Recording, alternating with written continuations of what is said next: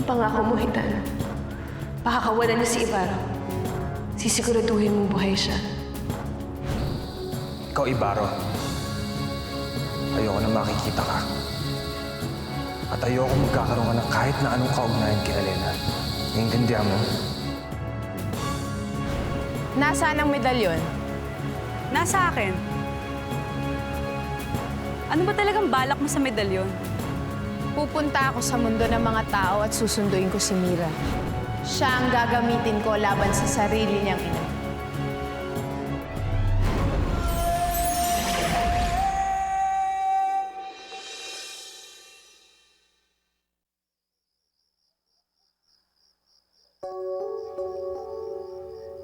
Gising ka na pala, Mandirigma. Nasaan ako? Natagpuan ka ng asawa ko sa kagubatan. Sugatan ka, kaya dinala ka dito sa purok namin. Sana hinayaan niyo na lang ako mamatay. Nako, ayaw ni Bathala ng ganyang salita. Ezekiel, Liwayway, itago ang Mandirigma. Padating nga ang mga Hator. Hator? Ina, salamat nakaligtas ka. Ina, salamat tinalaw mo ko dito. Ina, pero paano ka nakalaya kay Pirena? Paano ka nakaligtas? Paano ka nakarating dito? Tinulungan ako ni Hitano. Si Hitano? May natitira palang kabaitan sa kanya. Ina? Nakita na ba kayo ni Milagros?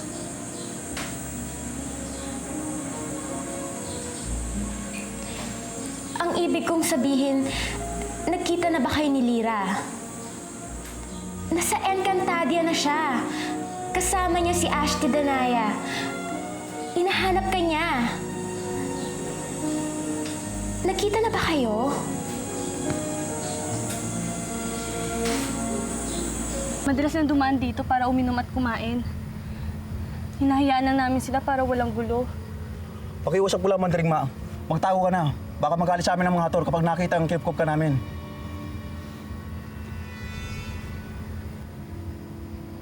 Hindi ako makikialam. Dahil wala na akong pakialam sa kahit kanino.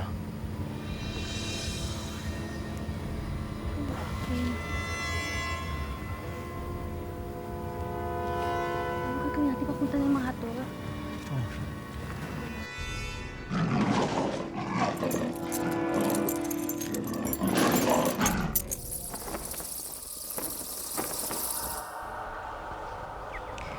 Iwan niyo na kami. Alam kong parating na si Hitano. Kaya ihanda mo na ang sarili mo sa inyong pagniniig, Elena. Kailangan maging maganda ka at kaakit-akit para sa aking kaibigan. Para masayahan naman siya.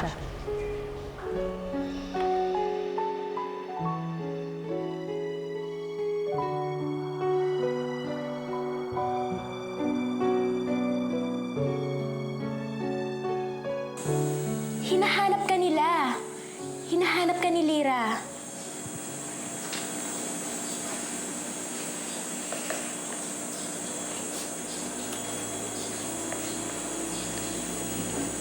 Kaninong bahay ito, Mira? Anong ginagawa mo dito? Dito dating namamasukan si Lira. Utusan kami dito. Itong uniformeng suot ko, ito din ang uniforme niya.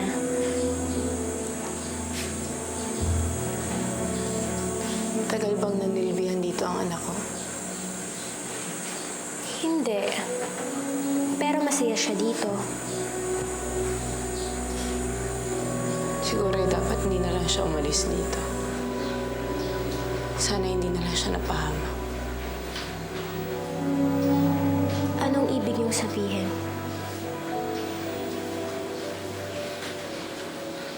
Maaari mo ba akong dalhin sa silid ng aking anak? Gusto kong masilayan kahit silid man lang niya. Masusunod po, Ina.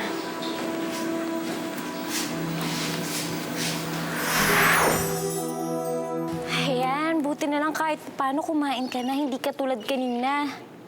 Sigurado ko gagaling ka na agad. Anong itsura ng aking ina? Napakaganda niya katulad mo. At tulad mo rin, ginagamit niya ang kanyang puso. Malay natin kung saan galing ang ibong ito. Alam mo, hanggang ngayon hindi ko pa rin maintindihan. Hindi ko pa rin maintindihan kung bakit itinaboy ka ng aking ina. Hindi naman ganun yung pagkakakilala ko sa kanya. Saka mukha ka namang mabait, diba? Sabi nga sa akin ni Ashley Danaya, napakabuti daw ng aking ina. Teka, kung kaaway si Ashley Danaya, bakit puro magagandang bagay na lang yung kinikwento niya tungkol sa aking ina noon? Ang nga namang magsinungaling ang aking ina. Ayan, ang gulo. Ang gulo talaga ng mga tao ng taga-Encantadia. Lira? Lira? May tao. Hindi ka dapat niya makita.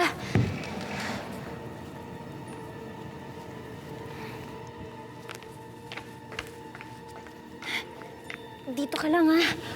Huwag kang aalis dyan. Kung ayaw mong mapalayas dito ulit, huwag kang lalabas dyan.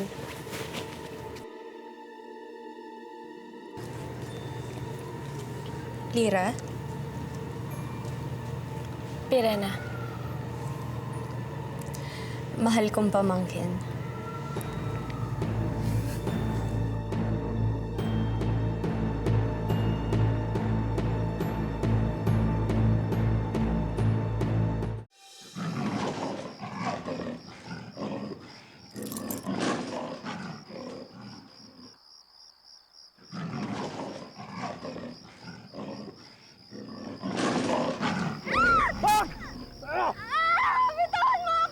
Bitawan mo sa ako! Ezekiel!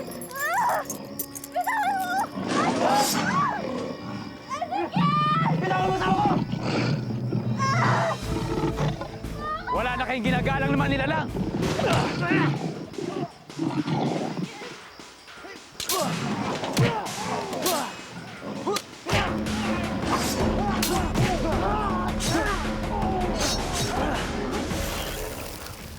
Dapat di ka na nakialaman, Dirigma. Sigurado magtatawag ng ibang hatol yun yung katakas na yun. Magsitago kayo. Ako nang bahala sa kanila.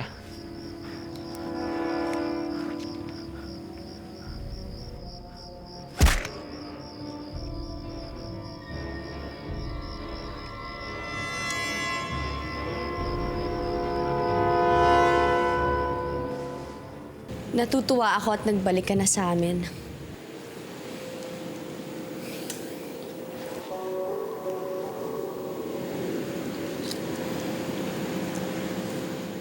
Bakit ka ganyan makatingin? Hanggang ngayon ba, iniisip mong may binabalak pa akong masama sa'yo?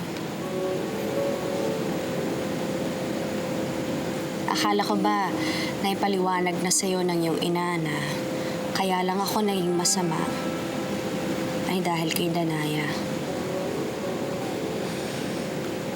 Kung totoo yung sinasabi mo, bakit ka iniwan ng iyong anak? At bakit siya galit na galit sa'yo?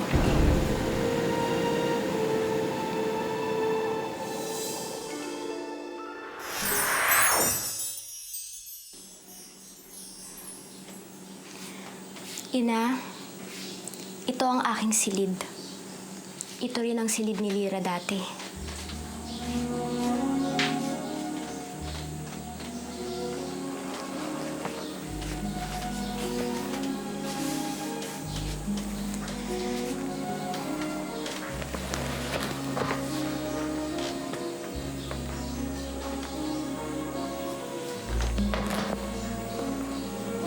Ito rin ba ang tinutulugan niya?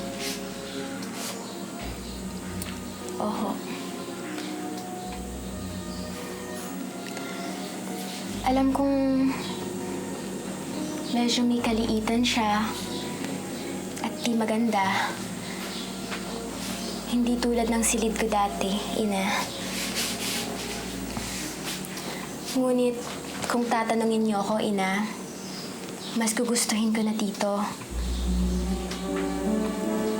Tahimik ako dito. Kung talagang mabuti ka,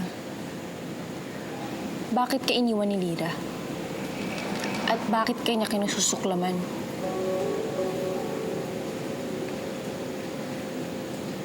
Paano mo nalaman yan? Sino nagsabi sa'yo?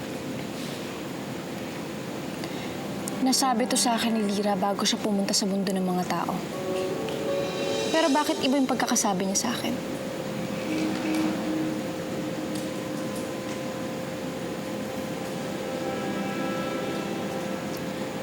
Nasa ilalim pa ako ng kapangyarihan ni Danaya.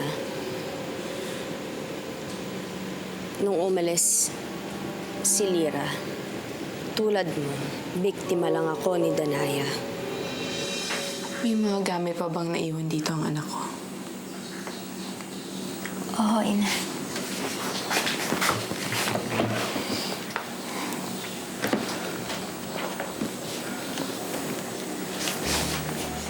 Yan ho ang kasuotan ni Mila. Ni Lira.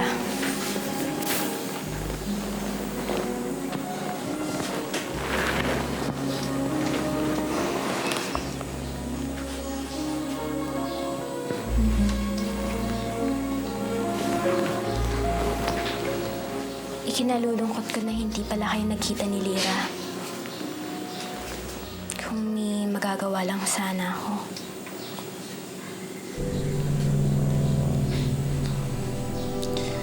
May magagawa ka, Lira.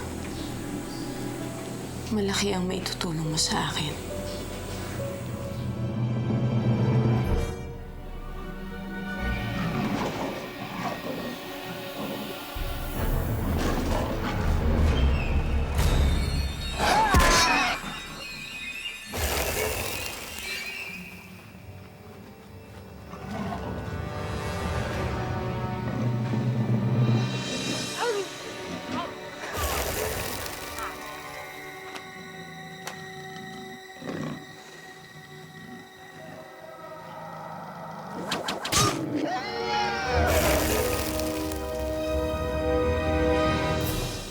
Gagawin ko ang lahat para makabayad lang ako ng utang na loob sa inyo.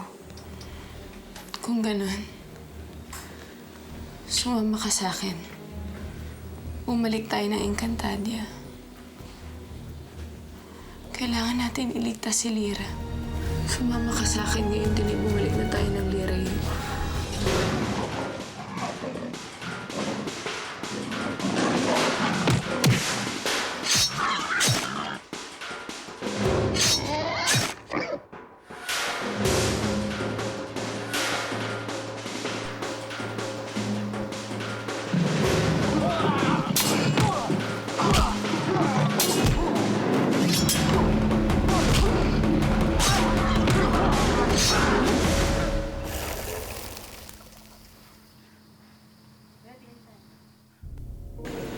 Hindi mo ako kaaway.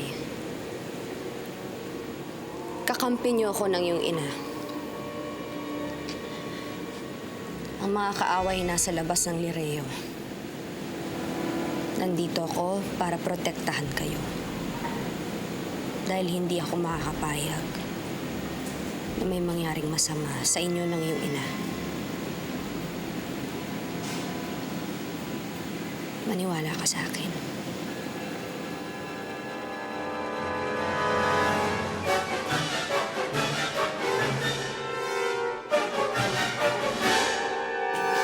Ipagpatawad niyo. Pero, hindi ba sabi ko sa inyo, ayoko nang makita si Pirena? Naiintindihan kita, Mira.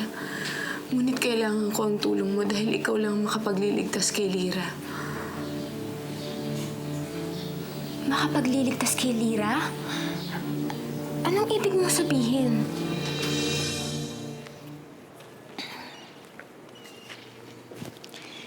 Nakita mo ba yung kausap ko kanina? Yun si Pirena. Sabi ni Inay, mabait daw yun eh. Sabi niya, yun daw ang kakampi namin. Pero ewan ko ba, parang natatakot pa rin ako sa kanya eh. Kahit na nga nakangiti na siya, parang kinakabahan pa rin ako. Bakit kaya ganun? Nasa mga kamay ni Perena ngayon si Lira. Ginawa niyang bihag si Lira. Ipinanakot niya si Lira. Kinamit niya si Lira dahil alam niyang ito ang kahinaan ko. Natatakot ako, Mira. Baka mamaya kung anong gawin niya sa anak ko. Kailangan mo akong tulungan. Mira, maawa ka sa akin. Samahan mo naman ako. Ikaw lang ang nakikita kong makakatulong sa akin.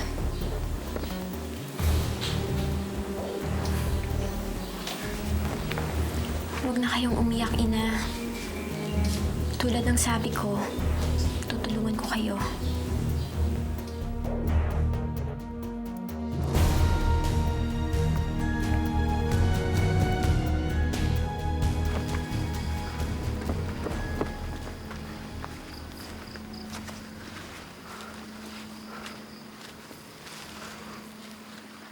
Hindi na kayo guguluhin ng mga yan. Paano kami magpapasalamat sa'yo?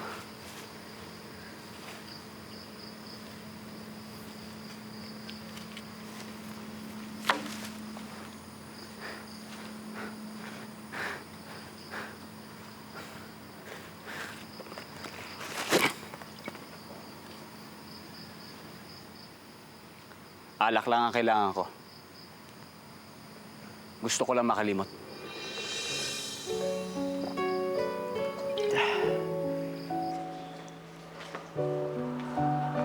Hindi ko inaasahang napakaganda ng daratnan ko dito, Alena.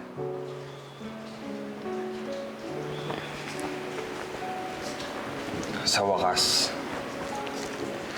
pinakamagandang sangre ay napasa akin na. Si Ibaro. Nasaan si Ibaro?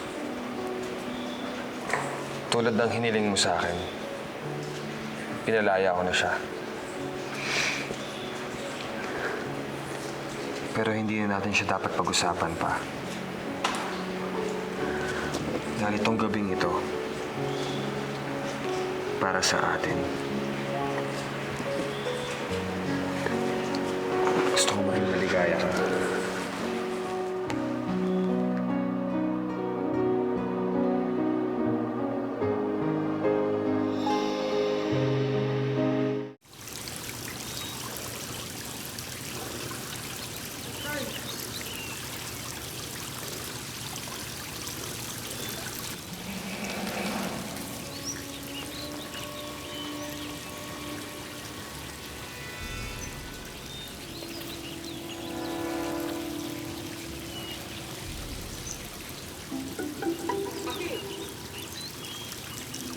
Sangre Danaya. Iwan mo ang aking kasuotan. Akhil, dapat gamitin mo ang iyong pakiramdam. Paano kung hatoran dumating? Baka napatay ka ng walang kamalay-malay. Sangre Danaya! Ang kasuotan ko! Ito ang parusa mo. Hanapin mo ang iyong kasuotan. Sangre Danaya! Sangre Danaya!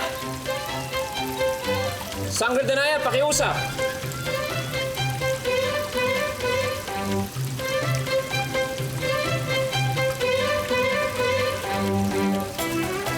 Iwan mo ako, Hitano.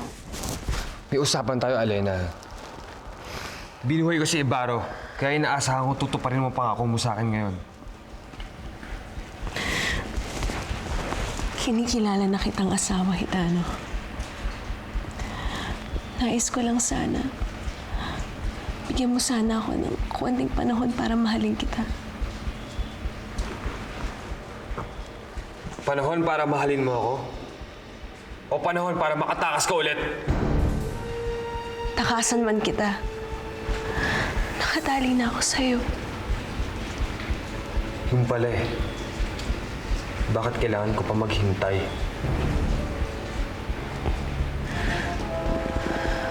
Gusto ko lang maging handa. Huwag mo akong lokohin, Alena. Alam kong ginagawa mo to para maisahan mo ako ulit. Hindi. Gusto ko lang bigyan ka ng pagkakataon para pakita mo sa akin na mahal mo ko.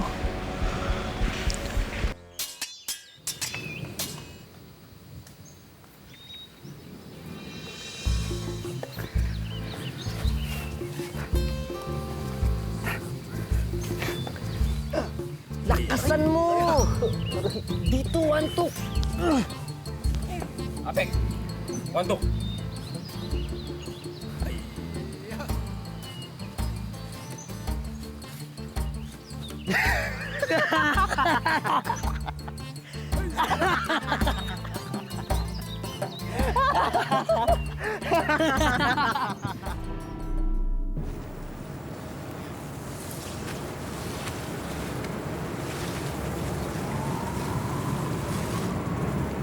Hindi ko akalain na babalik ako agad dito sa Encantadia.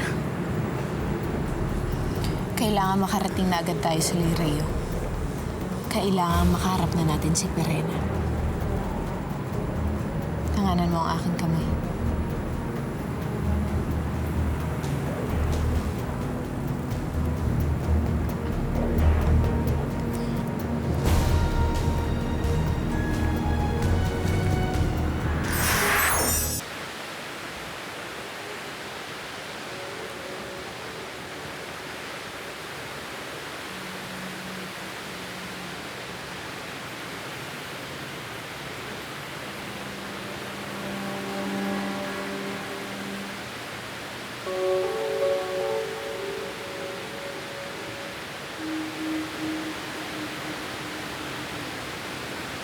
Ang brilyante ng lupa.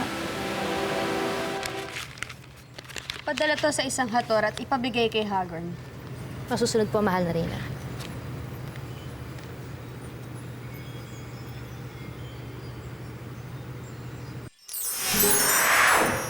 Abisala, mahal kong kapatid.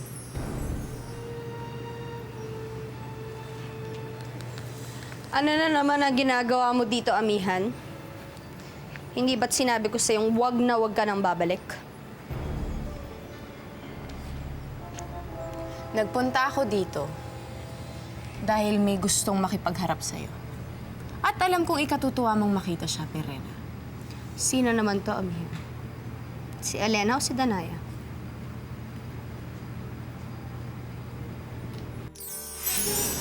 Ako. Mira?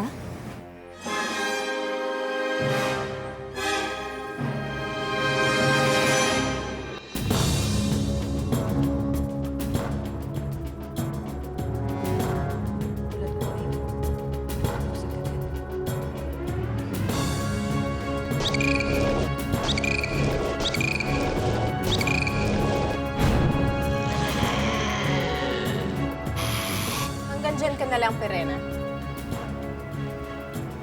Bitawan mo ang anak ko. Pag hindi mo pinakawalan ng anak mo, patawarin ako ni Bathala. Pero may mangyayaring masama sa anak mo. Ina?